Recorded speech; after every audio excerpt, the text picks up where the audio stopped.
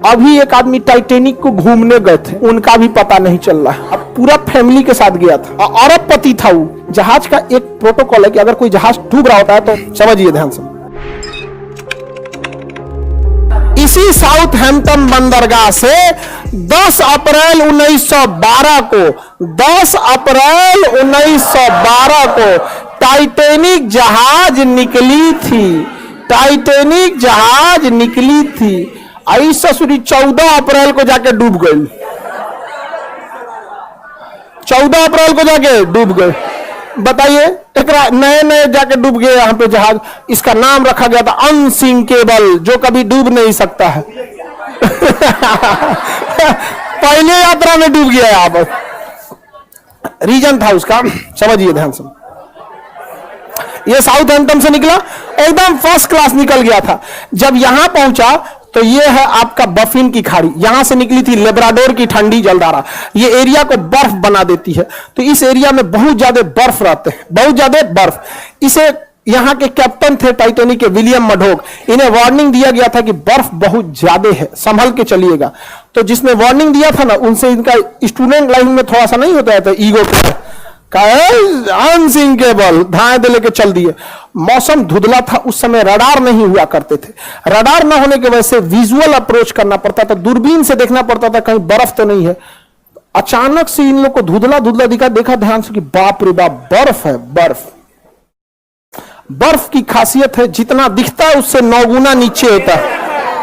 बर्फ का दिखने वाला भाग 1/10 और अंदर रहता है 9/10, यानी 10 भाग में 1 भाग दिखता है और 10 भाग में 9 भाग अंदर है।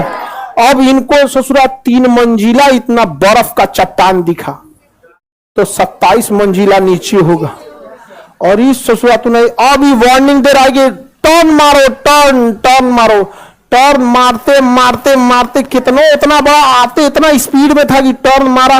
और जब वो वार्निंग दिया तो कुछ देर बाद वहां सुना सब इंजन के पास शांति से घूम रहा था। अनसिंकेबल है हम यहाँ पे जाके लड़ा, अब पेंदिए फाड़ दिया उसका, पेंदी फाड़ दिया उसका।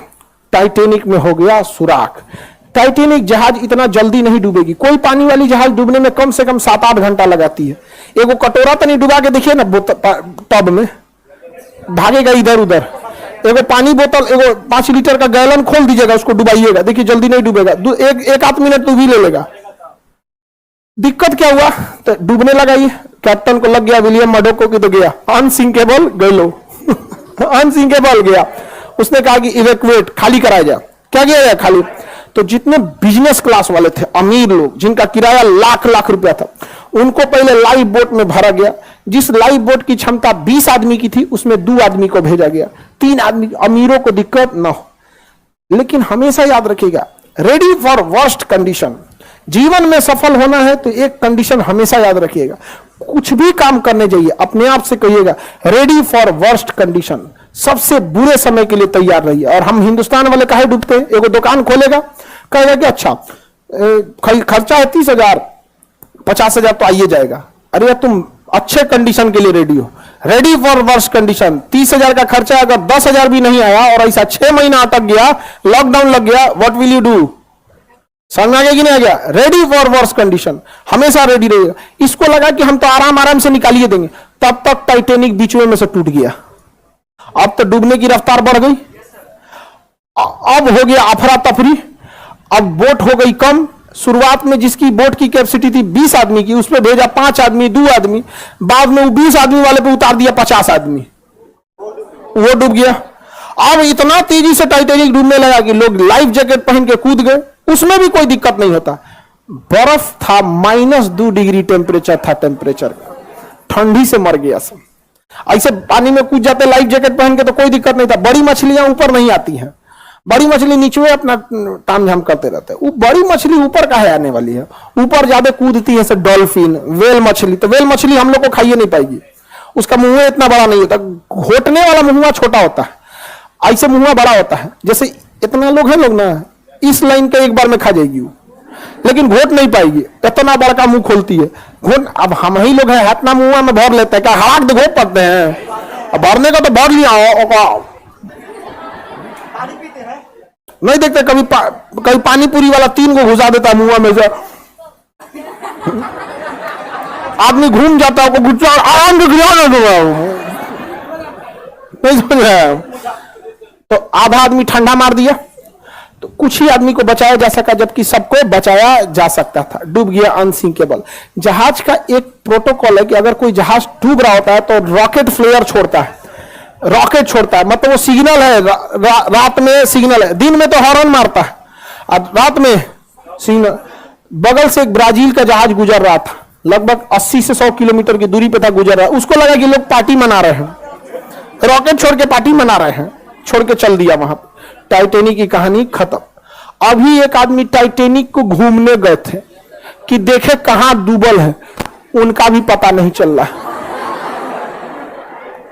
अब पूरा फैमिली के साथ गया था, अरबपति था वो। छोट मोट का तो छोट मोट आदमी घूमने के नाम पे ननिहाल चल जाता, नहीं समझा? और कौन चीज आएगा वहां। अरबपति तो गए थे टाइटैनिक देखे, जा टाइटैनिक देखने। बहुत खतरनाक है यहाँ पे टाइटैनिक जहाज, एक से एक रहता, कई जहाज गई। इसी में कोस्टा कॉन्कॉर्डिया एक जहाज था जो यहाँ पे था इंग्लैंड के पास, वो भी डूब गया। कोस्टा कॉन्कॉर्डिया, कोस्टा कॉन्कॉर्डिया बहुत बड़ा जहाज था, टाइटैनिक से भी बड़ा। अब उसमें जो डांसर थी ना, डांसर नचनिया, तो जो उसमें डांस कर रही थी, कैप्टन को पसंद आ गई। बस कैप्टन क्या किया ना, उस रास्ते में मोड़ लिया जहां पे गहराई कम थी। आई करी कि इधर चलिए ना, यहां तो अच्छा पहाड़ दिख रहा है, कितना 20 समुद्रों में कुछ दिखबे नहीं करता है, और उब जाइएगा।